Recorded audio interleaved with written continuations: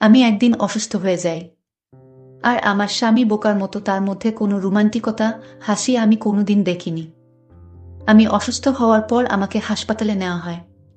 তারপর ডাক্তার সাহেব আমার সাথে গোপনে। বাকি কথাগুলো গল্পতেই বলছি। আমার স্বামী আমার থেকে বয়সে বেশ বড়। নিজেকে আমি তার সাথে কিছুতেই খাপ খাওয়াতে পারিনি। বোরিং একটা মানুষ। মিষ্টি করে কথা বলতে জানে না। ভালোবাসা বোঝে না। একজন আনরোমান্টিক মানুষের মধ্যে যে যে গুণ থাকা দরকার তার সবই আছে তার মধ্যে। বিয়ের পর থেকে এখনো কোথাও তার সাথে আমার ঘুরতে যাওয়া হয়নি।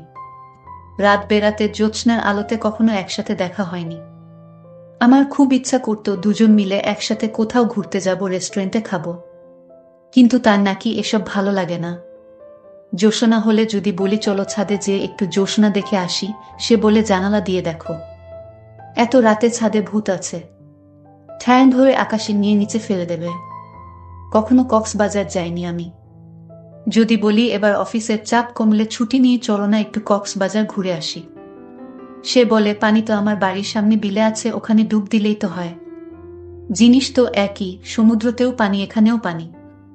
শাড়ি পরলে আমাকে সুন্দর লাগে, অন্তত সবাই তাই বলে।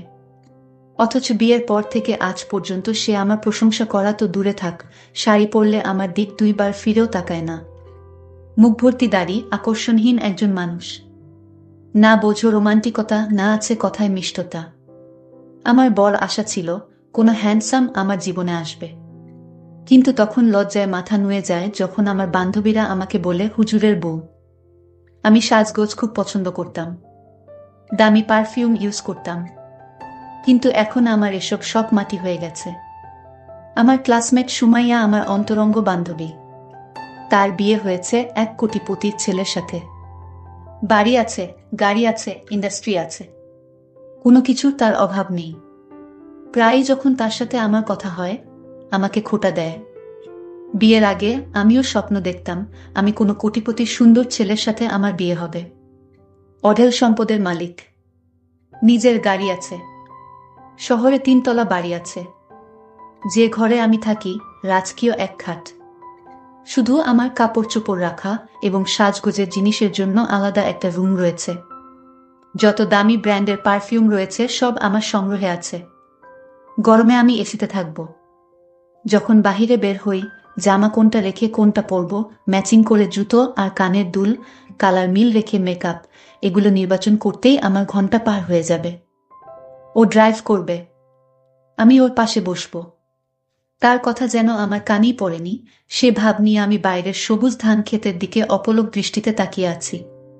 কোনো অনুষ্ঠানে গেলে তার বন্ধুরা আমার প্রশংসা করে। তার বন্ধুর স্ত্রীরা আমাকে ঘিরে ধরে, ভাবি শাড়িটা অনেক সুন্দর। কত টাকা দিয়ে কিনেছেন ভাবি? কোনো পার্লার থেকে সেজেছেন? আমি আপনার মতো এমন শাড়ি কোথায় পাব? আরও কত কি। তখন গর্বে আমার মনটা ফুলে উঠত। বিয়ের পূর্বে প্রতি রাতে এমন স্বপ্ন দেখতে দেখতেই আমি ঘুমোতাম। বিয়ের পরও অনেক রাতে আমি আমার অতীত স্বপ্নরাজ্যে বিচরণ করতাম। কিন্তু বেসুরে মোটা কণ্ঠের ডাকে আমার স্বপ্ন ভঙ্গ হতো। হিমার মা, ওঠো, ফজরের আয়ান দিয়েছে। এভাবে কত রাতের মিষ্টি স্বপ্ন তিনি আমার ভঙ্গ করেছেন তার হিসেব নেই। এর মধ্যে এক সকালে অনুভব করলাম আমি আবার তৃতীয় মা হতে চলেছি। আমি ভেবেছিলাম সে খুশিতে আমাকে বলবে, আমি তোমাকে ভালোবাসি, আমি কোনোদিন তোমাকে ছেড়ে যাব না। সারাটা জীবন যেন আমার সন্তান আর তোমার সাথে বাকি জীবনটা কাটিয়ে দিতে পারি। কিন্তু ও কোনো রিয়াকশনই দেখালো না। খুশি হয়েছে না রাগ হয়েছে না অন্য কিছু, কিছুই বুঝলাম না। শুধু আলহামদুলিল্লাহ বলেই শেষ। মেজাজটা চরম খারাপ। মনে মনে সারাদিন নিজের কপালকে গালি দিয়েছি। আল্লাহ, এই ছিল আমার কপালে। তোমার দুনিয়াতে কি আর কোনো রোমান্টিক ছেলে ছিল না, যে তুমি এই বুড়োর সাথেই আমার বিয়ে দিলে? রাতে দেখলাম এক বস্তা ভরে ফলমূল নিয়ে এসেছে। আমিও দেখে মুখ ঝামটি দিলাম। এভাবেই দিন যাচ্ছিল। আমার বারবার মনে হতো যদি তোমার আগে মরে যাই।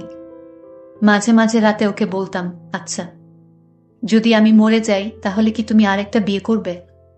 ভাবতাম ও হয়তো গল্পের নায়কদের মতো আমাকে বলবে, আরে না পাগলি, তুমি মরে গেলে আমিও মরে যাব। আর যদি বেঁচে থাকি তাহলে সারা জীবন তোমার স্মৃতি নিয়ে থাকব। কিন্তু দেখা যেত তার কোনো রিয়াকশনই নেই, চুপ করে থাকতো। যখন বুঝতাম চুপ করে থেকে ও মন সম্মতি দিচ্ছে, তখন লাফ মেরে উঠে বলতাম, বুঝেছি, তুমি তো এটাই চাও যে আমি মরে যাই, যেন আরেকটা বিয়ে করতে পারো। এই বলে তার দিকে পিঠ ফিরিয়ে শুয়ে বাকি রাতটা পার করে দিতাম। দেখতে দেখতে 5 মাস হয়ে গেল। একদিন রুমে আমি একা ছিলাম, বাথরুমে গিয়েছি, হঠাৎ পা পিছলে কম্বের উপর উপুর হয়ে পড়লাম। এখনই মনে হয় আমার জানটা বের হয়ে যাবে। তারপর কিছু সময় অচেতন হয়ে সেখানেই পড়ে রইলাম। কিছুক্ষণ পর যখন হুঁশ ফিরল, শরীরটা খুব হালকা লাগছিল, কিন্তু ওঠার শক্তি পাচ্ছিলাম না। অনেক কষ্টে এটা সেটা ধরে রুমে এসে আবার পড়ে গেলাম। চোখে সব ঝাপসা দেখছি। শাশুড়ি ছিল অন্য রুমে, ডাকতে যাচ্ছি, কিন্তু গলা দিয়ে আওয়াজ বের হচ্ছে না। সবিতা আর নীলুফা ওদের দাদির সাথে ছিল। হঠাৎ নীলুফা রুমে ঢুকে আমাকে দেখেই চিৎকার দিয়ে উঠল। বাড়ির সবাই দৌড়ে এলো আমার কাছে। দেখলাম আমার শাশুড়ি ঘর থেকে একটা তোয়ালে নিয়ে আসলেন। আমার মুখ দিয়ে কথা বের হচ্ছিল না। ঝাপসা চোখে দেখলাম লম্বা লম্বা হাত পা, একদম ওর মতো। আমার ছেলেটা তখনও কাঁপছিল। তারপর আস্তে আস্তে ওর কাঁপা থেমে গেল। আমি আবার বেহুশ হয়ে পড়লাম। আমার হুঁশ আসে 5 দিন পর ঢাকা 28 বেড এর আইসিইউতে। আমি হাসপাতালের বেডে শুয়ে আছি। আমি যেন মরে গিয়েও বেঁচে গেলাম। মনে মনে ভাবলাম, এরকম সংসার থেকে আমি মরে গেলেই ভালো হতো। তখন একজন ডক্টর আমার কাছে আসলো। এসে জিজ্ঞেস করলো, তোমার আপনজন কোথায়? আমি তো কাউকে দেখতে পাইনি। আমি কেঁদে কেঁদে ডক্টর সাহেবকে বললাম, দেখুন, আমার স্বামী আমাকে তেমন পছন্দ করে না। আমার কোনো কথাই সে রাখে না। তার মধ্যে কোনো রোমান্টিকতা নেই, হাসি আনন্দ নেই। আমি এমন একটা লোকের সাথে সংসার করছি। আমি আর পারতেছি না। আল্লাহ হয়তো আমার কপালে এরকম স্বামী পাবো, এটাই লেখা ছিল। ডাক্তার সাহেব দেখতে অনেক সুন্দর। ডাক্তার সাহেব বলল, আপনি এত সুন্দর একটা মেয়ে, তারপরও আপনার স্বামী আপনাকে অবহেলা করে। আপনাকে একটা কথা বলতে চাই, যদি আপনি কোনো কিছু মনে না করেন। আমি বললাম, কি কথা ডাক্তার সাহেব? ডাক্তার সাহেব বলল, আমি আপনাকে বিয়ে করতে চাই। আমি বললাম, এটা কিভাবে সম্ভব? আমি একটা সাধারণ মেয়ে, আর আপনি একজন ডাক্তার, আপনার সাথে আমার বিয়ে, এটা আপনার বাবা মা মেনে নিবে? ডাক্তার বলল, সেটা আমি দেখব, আপনি রাজি থাকলে আমার মা বাবাকে আমি রাজি করাবো। আমি জানতাম না ডাক্তার সাহেব আমার মনের পরীক্ষা নিচ্ছে। আমি বললাম, আপনি ডাক্তার হতে পারেন, কিন্তু আপনাকে বিয়ে করা আমার পক্ষে সম্ভব না। কারণ আমি আমার স্বামীর ঘরে যেভাবে আছি সেভাবে সারাটা জীবন কাটিয়ে দিতে চাই। কারণ মানুষের জীবনে বিয়ে একবারই হয়। ডাক্তার সাহেব বলল, তোমার স্বামীর কি আছে? একটা ভাঙাচোরা ঘর, নাই টাকা পয়সা, আর আমার কোনো কিছুর অভাব নেই। আপনি চাইলে আমাকে নিঃসন্দেহভাবে বিয়ে করতে পারেন। ডাক্তার সাহেব আর একটা কথা বলবেন না। আমার স্বামী হয়তো আমাকে ভালোবাসে না, আমার প্রতি তেমন একটা দেখাশোনা করে না, তাতে কি হয়েছে? আমার স্বামী আমার কাছে মহান। ডাক্তার তখন চোখের পানি ছেড়ে বলল, সত্যি তুমি একজন সত্যিকারের নারী। আমি আসলে আপনাকে বিয়ে করতে চাইনি। আপনার মনটাকে পরীক্ষা করছিলাম যে আপনি আপনার স্বামীকে কতটা ভালোবাসেন। তারপর ডাক্তার সাহেব আমাকে এমন দৃশ্য দেখালো, সেটা দেখে আমি অবাক হয়ে যাই। ডাক্তার সাহেব বলতে লাগলো, আপনি ভেবেছেন আপনি অপেক্ষা করছেন, কিন্তু কেউ আপনাকে দেখতে আসে না।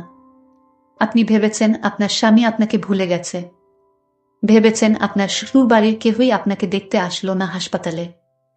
আপনি দুঃখে কষ্টে কান্না করছেন।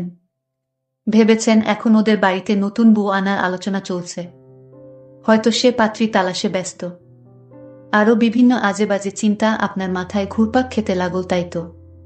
তারপর দিন কেটে যায়, আপনাকে দেখতে কেউ আসে না। তারপর ডাক্তার সাহেব রাতে একজন ডিউটি নার্স চেঞ্জ করে একজন বয়স্ক মহিলাকে পাঠালেন। মহিলা নার্স এসে আমার মাথায় হাত দিয়ে বলেন, মা, আপনি ভালো আছেন? আমি মাথা নেড়ে সম্মতি জানাই। উনি বললেন, আপনাকে নিয়ে তো সবাই খুব ভয় পেয়ে গিয়েছিল। ডাক্তাররা আপনাকে অ্যাডমিট করতে চায়নি। সবাই বলছিল আপনি বড়জোর আর 3 ঘন্টার মতো বাঁচতে পারেন, তার বেশি না। আমি বললাম, কেন? উনি বললেন, আমার ডায়াবেটিস আর প্রেসার দুটোই নাকি অনেক বেশি হয়ে গিয়েছিল। শেষে ওর কাছ থেকে বন্ডসই নিয়ে তারপর আমাকে আইসিইউতে নেওয়া হয়। তিনি আমাকে বললেন, ওই লম্বা হুজুরটা মনে হয় আপনার স্বামী। লোকটা আপনার জন্য অনেক কষ্ট করেছে। আজ 4 দিন দিন রাত 24 ঘন্টা হাসপাতালে পড়ে আছে। কোনো খাবার খাচ্ছে না, যেন পাগলের মতো হয়ে গেছে। আইসিইউর বারান্দায় সারাক্ষণ বসে থাকে, একবারের জন্যেও বাসায় যায়নি। নার্সের কথা শুনতে শুনতে আমার গলা ভারী হয়ে আসছিল। প্রচণ্ড এক আবেগ যেন আমার গলা চেপে ধরছিল। তিনি বলতে লাগলেন, আমরা তো সবাই হাল ছেড়ে দিয়েছিলাম, কিন্তু উনি একবারের জন্যেও হাল ছাড়েনি। যখন এখানে আপনাকে এনেছিল উনি খুব কান্নাকাটি করছিল। আমি মনে মনে ভাবছিলাম, এই লোকটি সত্যিই কি আমার জন্য কাঁদতে পারে। তিনি বলছিলেন, আমরা তো সবাই উনার কান্না দেখে অবাক হয়ে গিয়েছিলাম। আমি একপাশে মুখ ফিরিয়ে বললাম, তাও তো আমাকে একবার দেখতে এলো না। তখন সেই নার্স আমার বাম পাশের জানালার পর্দাটা সরিয়ে দিয়ে আমাকে হাত দিয়ে ইশারা করে বললেন, ওই যে দেখেন। দেখলাম বাইরে ও উস্কোখুস্কো চুলে জানালার দিকে তাকিয়ে দাঁড়িয়ে আছে। পর্দা সরতে দেখে হাত দিয়ে ইশারা করে নার্সকে শুকরিয়া জানালো। নার্স বললেন, আইসিইউতে বাইরের কেউ আসা নিষেধ, এভাবে রোগী দেখানোও নিষেধ। কিন্তু আপনার স্বামীর অনুরোধে আমার খুব মায়া হলো। আপনার স্বামী আমার পায়ে পড়ে বলল, প্লিজ আপনি আমার দূর থেকে দেখার সুযোগ করে দিন। একথা বলে কান্নাকাটি করছিলেন। তারপর আমার খুব মায়া হলো। আপনার তো হুঁশ ছিল না এই 5 দিন। আপনার স্বামীকে আমি দেখলাম সারা রাত নামাজ পড়তেন আর কান্না করে বলতে লাগলেন, আমার স্ত্রীকে বাঁচিয়ে দাও আল্লাহ। আমি আমার জীবনে আর কোনো কিছুই চাই না। আল্লাহ, আমার স্ত্রীর প্রতি তুমি দয়া করো। আমি আপনার স্বামীর কান্না নামাজ দেখে ভাবলাম, একজন মানুষ একজন স্ত্রীকে এতটা ভালোবাসতে পারে। তিনি আমাকে খুব অনুরোধ করে বলেছিলেন যেন অন্তত আমি একবার জানালার পর্দা সরিয়ে তাকে আপনাকে দেখার সুযোগ করে দেই। আমি বলেছিলাম, পর্দা সরালেও তো দূর থেকে চেহারা দেখতে পাবেন না। তিনি বলেছিলেন, অবয়বটা দেখতে পেলেই তিনি শান্তি পাবেন। তাই প্রতিদিন আমার শিফটে আমি আসার পর কিছুক্ষণের জন্য জানালার পর্দাটি সরিয়ে দেই। তখন দেখতে পাই তিনি অপেক্ষায় আছেন। তিনি হাত নেড়ে আমাকে শুকরিয়া জানান। নার্সের কথা শুনতে শুনতে আমার বুক ফেটে যাচ্ছিল। আমি আর নিজেকে নিয়ন্ত্রণ করতে পারলাম না। হাউমাউ করে কেঁদে উঠলাম। তিনি আমাকে এতটা ভালোবাসেন। বাম দিকে কাত হয়ে ওর দিকে তাকালাম। দূর থেকে মনে হলো ও চোখ মুছছে। আর একদিন পর আমাকে রিলিজ দেয়া হলো। কি এক অজানা অনুশোচনায় আমি তার চোখের সাথে চোখ মেলাতে পারছিলাম না। বাসায় ফেরার পর সারাক্ষণ ও আমার পাশে বসে রইল। ও আমাকে খাইয়ে দিত, আমার সব কাজ করে দিত। আমার কাছে মনে হচ্ছিল আমি একটি নতুন জীবন পেয়েছি। আর এই লোকটাকে আমি ভুল বুঝেছিলাম। এরকম স্বামী পাওয়া তো ভাগ্যর ব্যাপার। রাতে যখন সবাই ঘুমিয়ে পড়ল, তখনও আমার পাশে শুয়ে আমার মাথায় হাত বুলিয়ে দিচ্ছিল। আমি বললাম, আমি মরে গেলেই ভালো হতো, আর একটা বউ পেতেন। ও আমার মুখ চেপে ধরে বলল, আর কখনো এমনটা বলবে না। তারপর আমাকে তার সাথে চেপে ধরে হাউমাউ করে কেঁদে উঠল। মনে হচ্ছিল তার চোখের জলে বালিশ ভেজে যাচ্ছে। আমার মনে হচ্ছিল তার চোখের অশ্রুগুলো আমার জীবনটা নতুন করে ধুয়ে পরিচ্ছন্ন করে দিয়েছে। আমি বাসায় ফেরার 2 দিন পর হঠাৎ সুমাইয়া ফোন দিল। ফোন রিসিভ করার পর ওপাশ থেকে তার কান্নার আওয়াজ পেলাম। বললাম, কিরে এতদিন পর, আর তুই কাঁদছিস কেন? সে বলল, 2 মাস হয় তাদের ডিভোর্স হয়ে গেছে। তাকে ডিভোর্স দিয়ে তার শিল্পপতির স্বামী তার অফিসের সুন্দরী পিএসকে বিবাহ করেছে। আসলে ভালোবাসাটা বড় অদ্ভুত। যেটাকে আমরা ভালোবাসা বলি সেটা আসলে ভালোবাসা নয়। আর যেটা ভালোবাসা সেটা আমরা অনুভব করতে পারি না।